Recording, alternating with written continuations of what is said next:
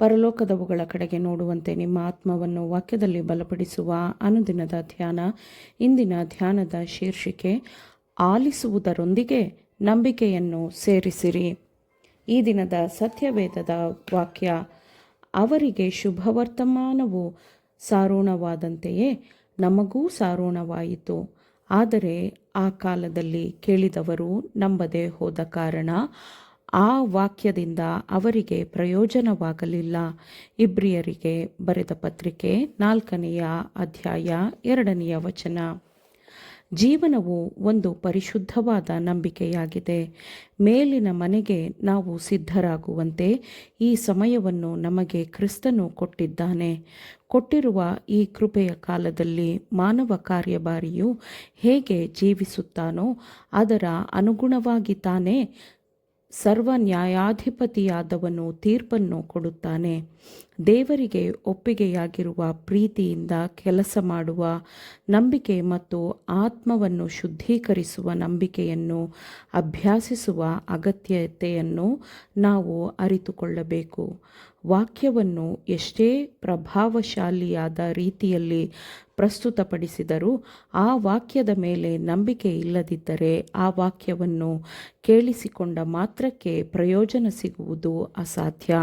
ವಾಕ್ಯವನ್ನು ಕೇಳುವುದರೊಂದಿಗೆ ನಂಬಿಕೆಯನ್ನು ಬೆರೆಸದ ಹೊರತು, ಪರಲೋಕದಿಂದ ಸಂದೇಶವಾಗಿ ಬರುವ ಸತ್ಯಗಳನ್ನು ಸ್ವೀಕರಿಸದ ಹೊರತು, ಎಚ್ಚರಿಕೆಯಿಂದ ಅಧ್ಯಯನ ಮಾಡಲು, ಆತ್ಮದಿಂದ ಸೇವಿಸಲು ಮತ್ತು ಆತ್ಮೀಕ ಜೀವನದಲ್ಲಿ ಆ ವಾಕ್ಯದೊಂದಿಗೆ ಒಂದಾಗದ ಹೊರತು ನಾವು ದೇವರಾತ್ಮನ ಪ್ರಭಾವವನ್ನು ನಮ್ಮ ಜೀವನದಲ್ಲಿ ಕಳೆದುಕೊಳ್ಳುತ್ತೇವೆ. ದೈವಿಕ ಆಶ್ವಾಸನೆಗಳನ್ನು ಸ್ವೀಕರಿಸುವ ಮೂಲಕ ವಿಶ್ರಾಂತಿಯನ್ನು ಪಡೆಯುವುದು ಎಂದರೇನು ಎಂಬುದನ್ನು ನಾವು ಅನುಭವದಿಂದ ಅರ್ಥ ಮಾಡಿಕೊಳ್ಳಲು ಸಾಧ್ಯವಿಲ್ಲ. ವಾಕ್ಯವನ್ನು ಅಧ್ಯಯನ ಮಾಡುವುದಕ್ಕೆ ಇರುವ ಮಹತ್ವವನ್ನು ನಾವು ಅಂದಾಜು ಮಾಡಲು ಸಾಧ್ಯವಿಲ್ಲ. ಅದರ ವಾಗ್ದಾನಗಳು ಶ್ರೇಷ್ಠವಾದವುಗಳು ಮತ್ತು ಅತಿ ಶ್ರೀಮಂತಿಕೆಯಿಂದ ತುಂಬಿದವುಗಳಾಗಿವೆ. ಯಾವುದೇ ಸಂದರ್ಭದಲ್ಲೂ ನಾವು ಪರಲೋಕದ ನಿಧಿಯನ್ನು ಪಡೆದುಕೊಳ್ಳುವುದರಲ್ಲಿ ನಾವು ವಿಫಲರಾಗಬಾರದು. ಕ್ರಿಸ್ತನೇ ನಮ್ಮ ಏಕೈಕ ಕಾವಲುಗಾರನಾಗಿದ್ದಾನೆ. ನಾವು ಮಾನವನ ಜ್ಞಾನವನ್ನು, ತಿಳುವಳಿಕೆಯನ್ನು ನಂಬಲು ಸಾಧ್ಯವಿಲ್ಲ. ಮೋಸಗೊಳಿಸುವ ತತ್ವ ಸಿದ್ಧಾಂತಗಳನ್ನೇ ಪಾಲಿಸುವ ಸ್ತ್ರೀ ಪುರುಷರಿಂದ ಈ ಲೋಕವು ತುಂಬಿದೆ ಮತ್ತು ಅವುಗಳನ್ನು ಆಲಿಸುವುದು ಅಪಾಯಕಾರಿಯಾಗಿದೆ. ಯೇಸು ಕ್ರಿಸ್ತನ ಧರ್ಮವು ಜೀವನ ಮತ್ತು ಗುಣಸ್ವಭಾವದಲ್ಲಿ ಸುಧಾರಣೆಯನ್ನು ಮಾಡುತ್ತದೆ. ಗುಣಸ್ವಭಾವದ ಸ್ವಾಭಾವಿಕವಾದ ಲೋಪದೋಷಗಳನ್ನು ಸರಿಪಡಿಸುವ ಕೃಪೆಯನ್ನು ನಿಜವಾದ ಕ್ರೈಸ್ತನು ನಿರಂತರವಾಗಿ ಹುಡುಕುತ್ತಿರುತ್ತಾನೆ. ಆತನು ತೀಕ್ಷ್ಣವಾದ ಸರ್ವಾಧಿಕಾರಿ ಮಾತುಗಳನ್ನು ಆಡುವ ಬದಲು ಕ್ರಿಸ್ತನು ತನ್ನ ಸ್ಥಳದಲ್ಲಿದ್ದರೆ ಮಾತನಾಡುತ್ತಿದ್ದ ಉತ್ತೇಜನದ ಮಾತುಗಳನ್ನು ಆಡುತ್ತಾನೆ.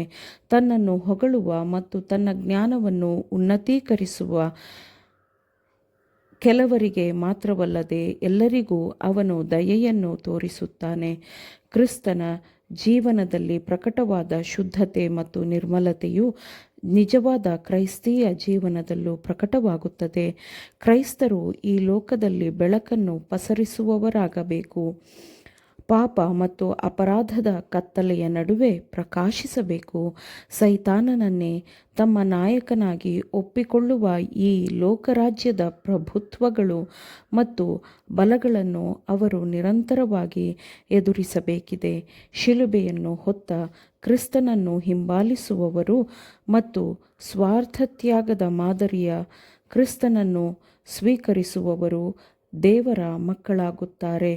ಯಾರು ಆತನನ್ನು ಅಂಗೀಕರಿಸಿದರೋ, ಅಂದರೆ ಆತನ ಹೆಸರಿನಲ್ಲಿ ನಂಬಿಕೆ ಇಟ್ಟರೋ, ಅವರಿಗೆ ದೇವರ ಮಕ್ಕಳಾಗುವ ಅಧಿಕಾರ ಕೊಟ್ಟನು. ಇವರು ಜೀವನದ ಯುದ್ಧದಲ್ಲಿ ವಿಜಯಶಾಲಿಗಳು, ಏಕೆಂದರೆ ಅವರು ಹೊಸ ಮನುಷ್ಯನನ್ನು ಧರಿಸಿರುತ್ತಾರೆ. ಅದು ಈ ಸ್ವಭಾವವು ಅದನ್ನು ಸೃಷ್ಟಿಸಿದಾತನ ಹೋಲಿಕೆಯ ಮೇರೆಗೆ ದಿನೇ ದಿನೇ ನೂತನವಾಗುತ್ತಾ ಪೂರ್ಣ ಜ್ಞಾನವನ್ನು ಉಂಟುಮಾಡುತ್ತದೆ ಎಂದು ವಾಕ್ಯವು ಹೇಳುತ್ತದೆ. ಆಮೇನ್.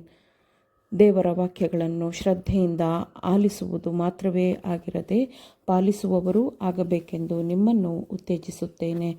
ಪರಿಶುದ್ಧಾತ್ಮನ ಸಹಾಯದಿಂದ ಆಲಿಸಿದ ನಿಮ್ಮೆಲ್ಲರಿಗೂ ಧನ್ಯವಾದಗಳು. ಮತ್ತೆ ದೈನಂದಿನ ಧ್ಯಾನಕ್ಕಾಗಿ ನಾಳೆ ಸಂಧಿಸೋಣ. ಆಮೇನ್.